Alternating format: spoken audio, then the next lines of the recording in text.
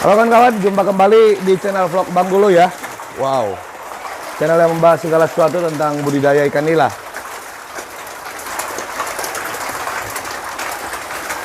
Video kita kali ini akan membahas tentang satu pertanyaan nih ya di kolom komentar. Saya baca dulu ya. Takaran pakan yang pas itu bagaimana? Soalnya saya setiap kasih makan cuma ngelihat ikan kalau sudah mulai tidak respon makanan, sudah saya stop. Mohon bimbingannya. Nanti itu kan kita bahas dalam video ini ya. Jadi jangan di skip supaya kawan-kawan yang belum tahu atau yang sudah tahu biar lebih tahu ya.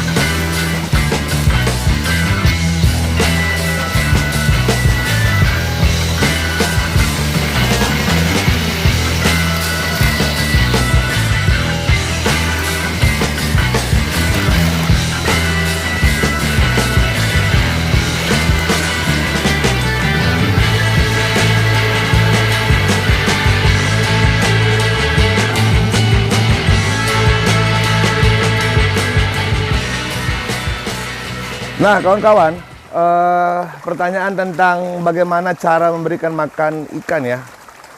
Jadi begini ya, di sistem budidaya ikan itu dikenal ada dua jenis atau dua cara memberikan pakan ikan. Yang pertama itu menggunakan feeding rate berdasarkan sampel bobotnya. Jadi itu dihitung dari bobot ikan di dalam kolam. Jadi kalau misalnya feeding rate itu diambil sebagai patokan untuk ikan, biasanya menggunakan angka persen ya. Ada yang 3%, ada yang 5% gitu ya. Tergantung kondisi kolamnya. Kalau di bioflok idealnya memang bermain di 3%. Nah, cara yang kedua adalah dengan cara satiasi. Satiasi itu maksudnya memberi makan ikan sampai kenyang atau sekenyangnya. Nah, susahnya kita tidak akan tahu kapan ikan kenyang, karena modelnya kalau ikan kenyang itu kan tentunya susah ya mencari ikan kenyang. Kalau dibilang gerakannya tidak aktif terhadap pakan, rata-rata kalau ikan nila di sistem bioflok itu pasti aktif ya. Dia pasti akan cenderung makannya itu lahap sekalipun sudah kita kasih berulang-ulang. Saya lakukan itu, metodenya itu dengan menggunakan metode penggabungan kedua metode itu. Jadi saya menggunakan sistem FR atau feeding rate ya, dengan komposisinya 3% sampai 5% dari total bobot. Terus melakukannya dengan satiasi. Maksudnya begini. Feeding rate 3% sampai 5%. Jadi saya punya angka itu di 3%, minimal akan saya kasihkan ke kolam. 5% itu adalah patokan maksimal untuk porsi pakan ikannya, dan saya berikan secara satiasi sampai ikan kenyang. Nah, jika contohnya suatu ketika ikan makan di atas jumlah feeding rate yang sudah kita tentukan 5%, maka ada beberapa kemungkinan. Yang pertama, mungkin ikannya itu sudah besar, sudah tidak sesuai dengan bobotnya, tidak sesuai dengan sampel bobot rata-ratanya. Jadi harus disampel ulang ya, supaya ketahuan supaya ketahuan berapa total bobot sebenarnya ya. Jadi ikan itu bisa makan sesuai porsinya. Terus kalau juga di atas 5%, bisa jadi juga ikannya itu jumlahnya tidak benar atau berlebihan ya. Jadi memang harus dilakukan sampel gitu. Nah, jika ikan juga tidak lahap makan sampai 3%, itu berarti juga ada kesalahan dalam kolam. Jadi feeding rate itu hanya sebagai patokan. Selebihnya itu memang menggunakan metode satiasi kalau saya ya. Diberi makan ikan sampai kenyang. Jadi ini saya kasih 3% minimal, Dan kalau misalnya dia masih agresif, itu saya kasihkan yang 5%. Nah, itu cara menentukan atau cara melakukan pemberian pakan ke ikan ya.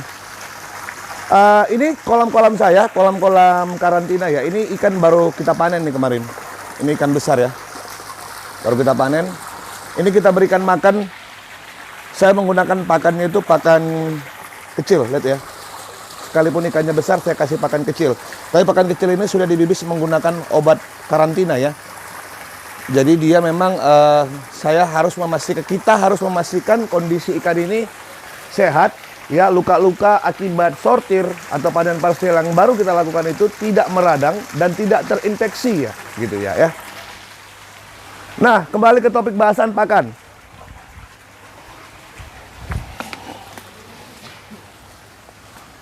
Sebenarnya pemberian pakan tadi ada 2 metode ya, satiasi sama FR ya, feeding rate ya. Jadi dia berdasarkan feeding rate-nya berapa. Jadi kalau misalnya kita menggunakan feeding rate-nya 3%, berarti kita kali dengan bobotnya. Nah, di samping itu, cara pemberian pakan juga itu biasanya kita lakukan di teori-teorinya itu antara 2-3 kali sehari ya. Nah, kebetulan saya di sini itu menggunakan 1 kali sehari. Paling banyak itu 2 kali sehari. 2 kali sehari itu pun hanya untuk ikan-ikan yang seperti ini, yang lagi diberok dan disiapkan untuk diangkat ya. Jadi memang ini saya kasih 2 kali makan. Kondisinya supaya bobotnya, karena dia kan tidak bioflok atau bisa dikatakan semi bioflok, sehingga pemberian pakannya juga memang tergantung dari pakan yang kita kasih ke kolam ya, karena tidak ada pakan alami di dalam kolamnya gitu ya. Yuk kita ke kolam karantina yang satu sana, yang semalam disortir sisanya. Sudah panen, ini juga udah panen ya. Beberapa kolam sudah panen semua, dan ini ada kolam yang ikan besar juga ini. Tapi saya isi pada tebarnya hanya 100 ekor per meter ya. Jadi muatannya hanya 1000 ekor sampai 1100 ekor lah. Ini baru dipisah semalam, jadi belum berbentuk bioflok ya. Nah, ini masih pakai obat karantina makannya. Nah, terus sama kolam yang besar, yang ini juga baru panen nih. Ini juga baru panen. Udah tebar ya, udah sortir. Nah, ini juga kolamnya kita sudah panen semalam. Nih ya, ini sudah. Masih ada yang mati tuh ikannya 1 ekor.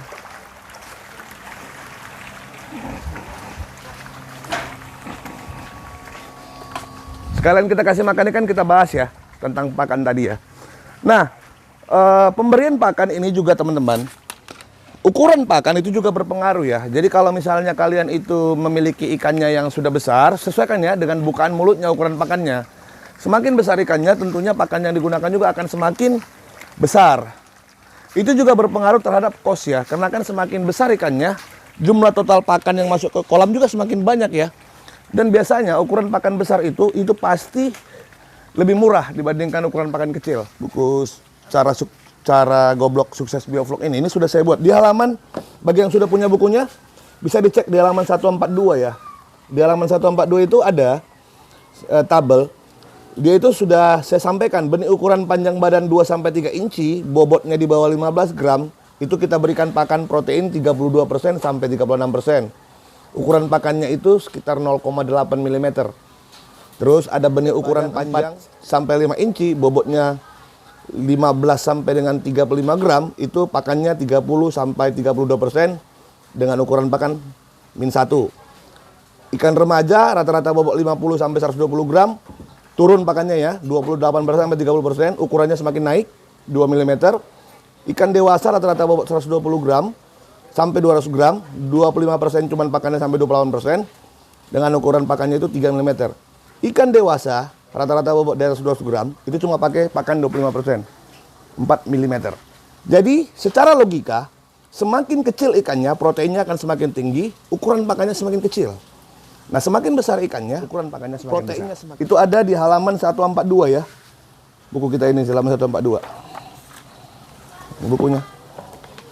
Nah, buat kawan-kawan yang ingin memiliki buku ini bisa cek ya kita sudah mulai jual secara umum ya.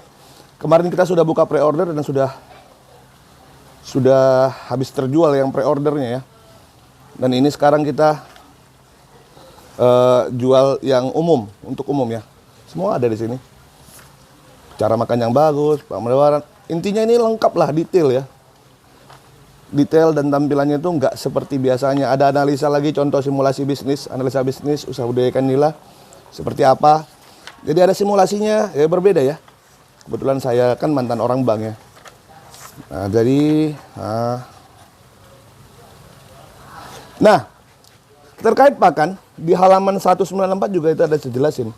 Jika kita memberikan makan ikan secara berlebihan atau overfeeding, sisa pakan dan kotoran juga akan semakin banyak sehingga bakteri akan bekerja lebih ekstra untuk mengubahnya menjadi vlog. Jika berhasil dirubah menjadi vlog, tentunya jumlah vlog juga akan melimpah. Di sisi lain, pemberian pakan berlebihan akan membuat ikan kenyang sehingga secara tidak langsung ikan juga tidak akan mengkonsumsi gumpalan vlog. Maksudnya, itulah gunanya kita memiliki batasan feeding rate.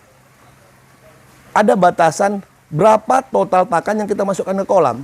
Jadi terkadang kita tidak bisa lihat dari gerak-gerik ikan ya. Terkadang itu susah juga kalau kita lihat dari gerak-gerik ikan, karena gerak-gerik ikan ini nipu gitu. Nah, akhirnya nanti kita ketahuannya di overfeeding itu setelah mulai ikannya mati gitu. Nah, kualitas air yang menurun tentunya ya, diawali dengan menurun. Gitu ya. Nah terus, pemberian pakan juga di kolam itu bukan asal-asal diberikan saja ya. Kalian juga harus perhatikan gaya makan ikannya. Jadi kalian harus memang menyebarkan pakan itu secara merata ke seluruh penjuru kolam ya. Jadi nggak numpuk di satu tempat gitu. Ya jangan dikasih sekaligus semua, tapi istilahnya kalau saya bilang ke anak-anak PKL yang ngasih makan ikan, diayun gitu loh ya. Dilihat selera ikannya. Karena pada saat kalian memberi makan inilah kalian itu sebenarnya berkomunikasi dengan ikannya, melihat kondisi kolam, apakah ada masalah atau tidak. Nah kalau setiap hari kita memberikan makan ke ikan, kita pasti tahu kondisi kolam itu aman-aman saja atau sedang ada masalah dari gaya dia makan gitu ya. Jadi ketika memberikan pakan ikan ini pun harus kita nikmati sebenarnya ya, supaya kita bisa berkomunikasi dengan ikannya dan melihat faktor-faktor yang mungkin tidak terlihat dari faktor-faktor kualitas air yang kita ukur setiap hari ya, seperti kadar DO, pH meter, pH air gitu ya, nitrat, nitrit. Nah gitu. Nah kawan-kawan, hanya itu yang bisa kita sampaikan di video kita kali ini ya. Jadi kesimpulannya bahwa pemberian makan ikan itu yang menurut saya itu paling benar adalah dengan menggabungkan dua sistem tadi ya, sistem satiasi dan sistem feeding rate. Lakukan feeding rate 5% sebagai batas total pakan yang masuk ke kolam. Terus satiasi itu kita lakukan untuk mengantisipasi jika porsi pakannya itu kurang gitu loh. Sehingga kita bisa tahu kondisi ikan kita di dalam kolam. Dan satu hal yang pasti kawan-kawan, kalian ketika memberikan makan ikan itu adalah saat kalian berkomunikasi dengan ikan kalian. Jadi kalian bisa lihat respon makannya seperti apa. Respon makan itu akan menjadi sebuah bentuk apakah ikan itu sehat-sehat atau ada masalah di dalam kolamnya. Makanya ketika memberi makan itu jangan terburu-buru. Lihat gerak-gerik ikannya. Jika ikannya lambat berarti ada masalah di dalam kolam. Tapi jika ikannya agresif tentunya akan lebih kita pastikan bahwa ikannya itu aman ya. Oke kawan-kawan, nah itu bisa sampaikan di video kita kali ini ya. Jangan lupa beli buku saya ya. Sudah ada di Tokopedia. Terus kalau misalnya mau bingung linknya kemana, kalian bisa DM saya di Instagram. Terus buat yang sudah beli, terima kasih banyak sudah membeli buku saya dan mensupport saya ya. Buat kawan-kawan yang sudah PO jauh hari ya, 1 bulan lebih dari sebelum launching kalian sudah berani PO, itu sangat luar biasa dan penghargaan buat saya ya. Saya Bang Gulo beserta ikan nila yang hadir dalam video ini. Mohon undur dulu ya. Sampai jumpa di video selanjutnya. Tetap semangat. Bye-bye. Sometimes I get so mad, there's no controlling me. My thoughts get so bad, I'm like, I might grab a bat, I don't know. My wrath, my blood boils over like, oh God, here goes. I lost all feeling from my head to my toes. You said some shit that I can't let go, so just stay tuned for the rest of the show. So have you ever felt betrayed? Switches how you see things, realize something needs change. Cause I know you got me f***ed up. Let me show you what's up. Cause enough is enough. I'll take a face full of pavement,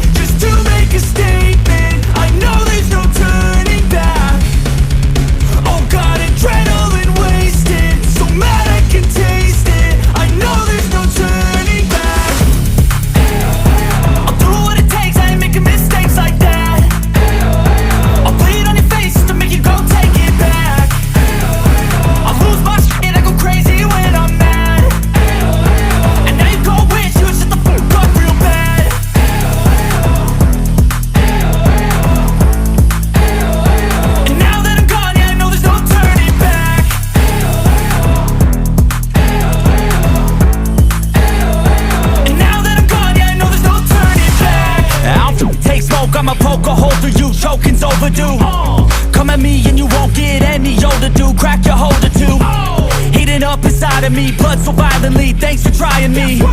Now it's finally time to see how this rivalry becomes my dynasty.